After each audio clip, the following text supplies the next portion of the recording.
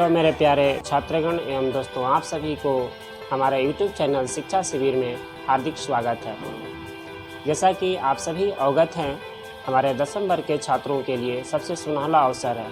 इस सुनहला अवसर में अवरोधक के रूप में हमारा कोरोना का दूसरा स्वरूप महामारी के रूप में हमारे जीवन को अस्त व्यस्त कर दिया है। हमारे 10वीं वर्ग के छात्र अधिक गहन परिश्रम के साथ भी वो अपने आप में अपरिश्रमता का स्वरूप लिए हुए हैं। असमंजस में है कि हम किस तरह से अपने सारे विषयों का मूल्यांकन सही रूप से दे सकें। इन्हीं स्वरूपों को देखते हुए शिक्षा शिविर ने हिंदी साहित्य में व्याकरण का पाठ 15 मार्च आसानी से प्राप्त करने के लिए चेष्टा करवाया है। जैसा कि मैंने पिछले क्लास में रस के परिभाषा एवं उनके अंगों के बारे में दर्शाया था और मैं पूर्ण आशा करता हूं कि आप लोग भली भांति से समझ गए होंगे। इसी स्वरूप को देखते हुए आज का हमारा प्रकरण होगा रस के प्रकार। आइए अब हम आज का प्रकरण रस के प्रकार पर चलते हैं। इन्हें हम उदाहरण के स्वरूप में भली भांति समझते हैं। जैसा कि आज का आधुनिकीकरण तकनीकी का समय है, दौड़ है। इसी तकनीकी के आधार पर आप इस इमोजी के माध्यम से आप समझ सकते हैं कि किस तरह से रस का निष्पादन होता है। आपके सामने ये दो प्रकार का इमोजी को दर्शाया गया है, जिसमें एक का स्वरूप कैसा है, दूसरा का स्वरूप कैसा है, आप देख करके भली भांति समझ जाएंगे। तो हमारा पहला रस है श्रृंगार रस। श्रृंगार रस का ही स्वरूप लेकर के इन दोनों इमोजी में बताया गया है कि श्रृंगार रस के दो प्रकार हैं, एक संयोग और एक वियोग। इस इमोजी के माध्यम से आप भली भांति समझ जाएंगे कि कौन संयोग है, कौन वियोग है। इस तरह से श्रृंगार रस सभी रसों का राजा होता है, क्योंकि श्रृंगार रस के बिना हमारा जीवन अधूरा होता है। चाहे अनेक विद्वानों आचार्यों ने रस को 9 भाग में ही माना है, लेकिन इसके मुख्यतः 10 रस होते हैं, जिसमें से पहला रस है श्रृंगार रस।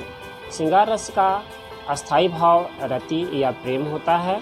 अब आप इस उदाहरण के माध्यम से समझ सकते हैं कि श्रृंगार रस किस तरह से अस्थाई भाव का रति प्रतिपादन करता है। कहता है कि वतरस लालच लाल की मुरली धरी लुकाय, शोह करे भौहनु हंसे देन कहाँ नटी जाए। आप इस उदाहरण के माध्यम से समझ जाएंगे कि इसमें श्रृंगारिक रस किस तरह से समावेशित है।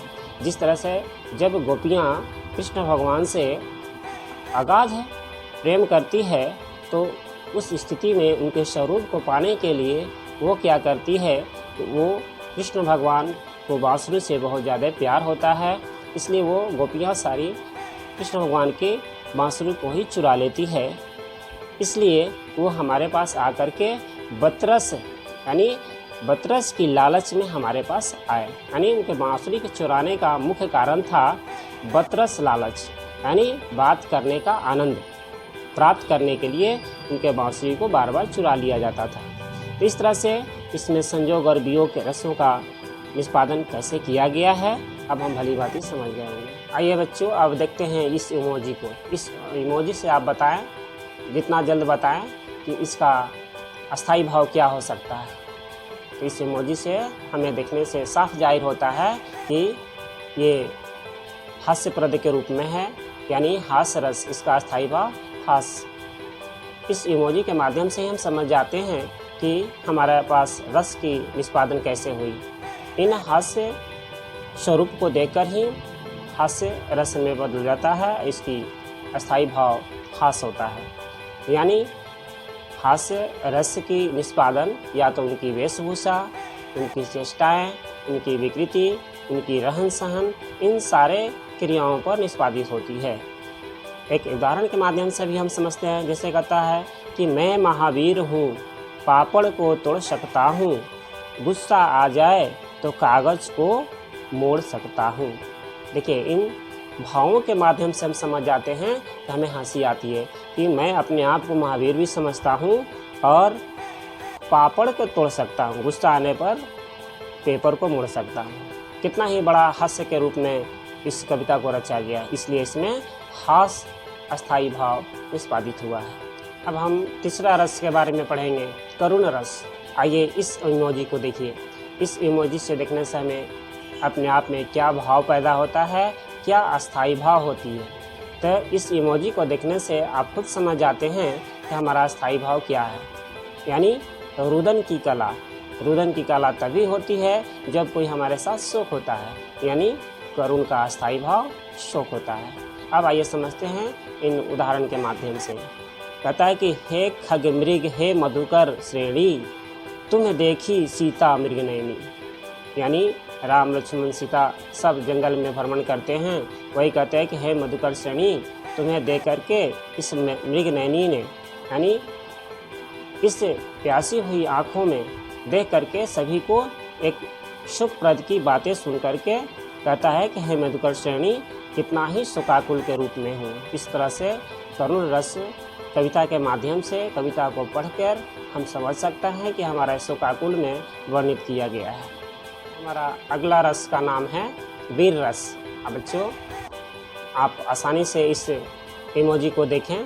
इसमें एक अलग प्रकार की प्रवृत्ति को दिखाया गया है, यानी उत्साह। इस इमोजी को देखने से ही हमें स्वतः अवगत हो जाते हैं कि उत्साह की स्थिति तब आती है जब उसमें वीरत्व की भावना होती है। इसलिए वीर रस का अस्थाई भाव उत्साह होता है। आइए अब हम इनको एक उदाहरण के माध्यम से समझते हैं कि वीर रस का निष्पादन कैसे होता है। बुंदेले हर बोलों के मुँह हमने सुनी कहानी थी, खूब लड़ी मर्दानी वह तो झांसी वाली रानी थी। ये कितना उत्साह के साथ इस काव्य को रचा गया है। इस काव्य को पढ़ने मात्र से ही हमें समझ में आ जाता है कि इनमें कितना वीरत्व की भावना पैदा हुई है, क्योंकि ये पहले से उत्साहित है। उत्साह अस्थाई भाव होने के कारण ही हमारे में वीरत्व की भावना आती है। इसलिए वीर रस का अस्थाई भाव उत्साह होता है। अब आइए हम रौद्र रस के उदाहरण के स्वरूप हम समझते हैं। जैसे कि आप इस उदाहरण के माध्यम से समझ जाएंगे कि रौद्र रस का अस्थाई भाव क्रोध कैसे होता है। कहता है कि रे निप बाल काल बस बोलत तो ही न संभार, धनु ही सम त्रिपुरारी धनु विद्युत सकल संसार। जैसा कि आपने रामायण के एक पाठ में 10वीं वर्ग के छात्र में भी आप एक कविता को अपने राम लक्ष्मण संवाद में पढ़ा होगा कि जब परशुराम जी राम धनुष वहाँ जो टूटता है तो किस तरह से परशुराम जी आग बबूला हो जाते हैं और लक्ष्मण के साथ किस तरह से तर्क वितर्क करते हैं। इसी प्रारूप को देखते हुए हम समझ जाते हैं कि किस काव्य में कौन सा अस्थाई भाव है और कौन सा रस का निष्पादन हुआ है। जैसा कि हमारा अगला रस है भयानक रस। भयानक रस का अस्थाई भाव भय होता है। जैसा कि आप इस इमोजी से देखिए, एक शंकित भावना से अपने आप को प्रदर्शित कर रहे हैं। इस इमोजी में दिखाया गया है कि किस तरह से ये भयभीत है, इसलिए भयानक रस का अस्थाई भाव भय होता है। अब आइए इसको हम एक उदाहरण के माध्यम से समझते हैं। समस्त सर्पो संग श्याम ज्यों कढ़े, कलिंद की नंदिनी के सुअंक से खड़े किनारे जितने मनुष्य थे, सभी महाशक्ति भीत हो उठे। आप जैसा कि काव्य को पढ़ें, इसमें एक शब्द दिया हुआ भीत। भीत का मतलब एक भय का ही प्रारूप दिखाया जा रहा है, इसलिए इसका स्थायी भाव भय होता है और इनका रस का नाम भयानक रस होता है। अब मैं अपना अगला रस आपको समझाने जा रहा हूँ। जैसा कि आप इस इमोजी से आपको खुद पता चलता होगा कि इनका इमोजी क्या है। इस इमोजी मात्र देखने से ही हमें एक प्रकार का घृणा का भाव पैदा होता है, यानी हमारी अस्थाई भाव इनका जो दिखाया जा रहा है वो घृणित रूप में है। इनका रस का नाम होता है विभत्स रस। मेरे प्यारे बच्चों, विभत्स रस कब निष्पादन होता है? जब हम किसी घृणित वस्तुओं को देखकर, सुनकर या अपनी इच्छाओं को समझकर जो भाव प्रकट करते हैं वो जिगुप्सा के रूप में आता है, यानी विभत्स रस जिसका नाम जाना जाता है, जिसको घृणित कहा जाता है। अब आइए हम इसको एक उदाहरण के माध्यम से समझते हैं कि कब हमारे में जिगुप्सा या घृणा का भाव प्रकट होता है। जैसा कि कहता है कि रक्त मांस के सड़े पंख से उमड़ रही है महाघोर दुर्गंध रुद्ध हो उठती श्वासा। इन शब्दों के माध्यम से ही हमें अवबोधित हो जाता है कि इनसे घृणा का भाव प्रकट होता है।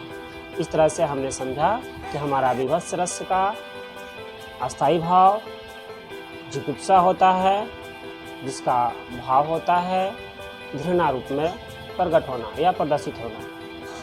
अब हमारा अगला रस का नाम है अद्भुत रस, यानी इसका अस्थायी भाव आश्चर्य होता है। आप इन इमोजी के माध्यम से स्वतः समझ सकते हैं कि इन दो इमोजी में किस तरह से हमें अद्भुत भाव यानी अद्भुत रस को आश्चर्य भाव में कैसे पैदा कर रहा है। यानी यहाँ दो इमोजी प्रकट की गई है जिसमें से आश्चर्य और अद्भुत की भावना अस्थायी रूप लेकर के। आइए अब हम इसको एक उदाहरण के माध्यम से समझते हैं कि अद्भुत और आश्चर्य की भावना कब पैदा होता है। यानी अद्भुत रस जो होता है किसी भी काव्य को पढ़ने से हमें साफ जाहिर होता है कि इसमें कौन सा रस का निष्पादन किया गया है।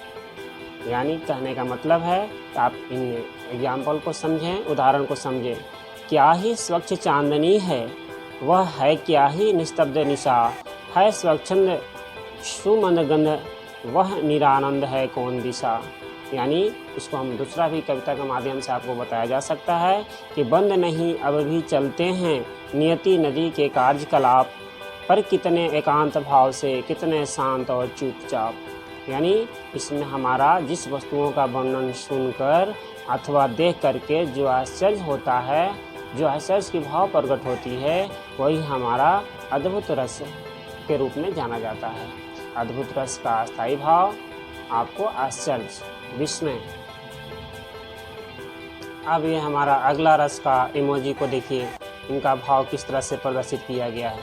मेरे प्यारे बच्चों, इस तकनीकी युग में तकनीकी के माध्यम से हम अपनी रसता में एक स्वच्छ रूप में प्रकट करके दिखाया जा रहा है ताकि आपको रस का ज्ञान एक वास्तविकता के साथ हो सके। इस प्रकार हमारा अगला रस का नाम है शांत रस, जिसका अस्थायी भाव होता है निर्वेद। अब आइए इसको एक उदाहरण के माध्यम से समझते हैं कि किस तरह से शांतिमय होकर के हम किसी सभा संगोष्ठी या अपने अस्थायी भाव को जागृत करके उस पर्यावरण में ढल जाते हैं। जिसे कहता है कि जग असार संकट पुनि नाना, विकल व्रत चित साधु समाना। इसमें साधु का ही एक शब्द का वर्णन किया गया है। तो साधु का भाव सजनता के रूप में होती है और सजनता शांत और निर्वेद से ही होता है। इस तरह से हमने समझा कि शांत रस की प्रादुर्भाव कैसे है। इस तरह से हमारा 9 रस के बाद एक 10 रस और एक 11वां रस को भी हमारे विद्वानों ने माना है, जो हम आसानी से समझेंगे। ये भी एक श्रृंगारिक रस में ही आता है, लेकिन इसका श्रृंगार एक अलग ढंग से होता है। जैसे वात्सल रस, ये हमारा वात्सल रस है जिसका अस्थायी भाव प्रेम, अनुराग या रति के नाम से जाना जाता है। आइए इसे भी एक उदाहरण के माध्यम से समझ लेते हैं। कहता है कि किलक अरे मैं नेह निहारूं, इन दांतों पर मोती बारूं। आप इस काव्य के माध्यम से ही समझ सकते हैं कि किस तरह से एक नन्हे शिशु के रूप में या माता पिता के रूप में जो हमारा प्यार दर्शाता है, वही हमारा वात्सल रस के नाम से जाना जाता है। इस तरह से अंततः हमारा एक 11 रस का भी निष्पादन किया विद्वानों ने, जिसका नाम है भक्ति रस। तो वात्सल रस में भी रति की भावना होती है, श्रृंगार रस में भी रति की भावना होती है और भक्ति रस में भी रति की भावना होती है। लेकिन तीनों रसों में अलग अलग अस्थायी भाव होते हैं। भले ही उसका अस्थायित्व का रूप में कोई समानता न हो, लेकिन हमारा अस्थायी भाव रति के नाम से ही जाना जाता है। वात्सल रस में बच्चों के प्रति प्रेम होता है, माँ बाप के प्रति जो प्रेम उड़ेलता है, और भक्ति रस में जो ईश्वरीय भाव प्रकट होता है, यानी इसको हम अनुराग और रति के नाम से ही जानते हैं। आइए इसको भी एक उदाहरण के माध्यम से समझ लेते हैं कि राम जपू राम जपू राम जपू बावरे, घोर भाव निर्निधि नाम निज नावरे। यानी एक ऐसा भावना प्रकट करना जिसमें से हमारा एक भक्तिमय रस की अस्थाई भाव निष्पादित होती है। इस तरह से हमने देखा कि रस में जो हमारा संचारी भाव होता है वो 33 होते हैं। जो 33 रसों का संचारी भाव जो हमारे में समावेशित होती है 9 रसों के माध्यम से, और इस तरह से कुल 11 रस हुए, और 11 रसों में संचारी भाव 33 रूप में संचारित होती है, जिसमें से आपने देखा होगा कि किसी में हर्ष, विषाद, आश्चर्य, उत्साह, इस तरह से मिलाकर के 33 रूप में संचारित होती है हमारे रस। मेरे प्यारे बच्चों, आपकी अंतर्भावना को समझते हुए मैंने रस को बड़ा ही सहजता के साथ में समापन किया। आपसे मेरा आग्रह है कि हमारा ये वीडियो कैसा लगा। अगर आप भली भांति पूर्ण रूप से समझ गए होंगे तो हमें कमेंट बॉक्स में जाहिर करें कि हम आपका उत्साहित ही हमारा अगला कार्यक्रम की ओर बढ़ोतरी करेगा। और आपसे आग्रह है कि हमारे चैनल को लाइक करें, सब्सक्राइब करें और शेयर भी करें, ताकि मैं और उत्साहित होकर के आपके सामने नए रूप में शिक्षा शिविर का जो अंतर्निहित भावना है वो आपके सामने प्रदर्शित करूं। धन्यवाद।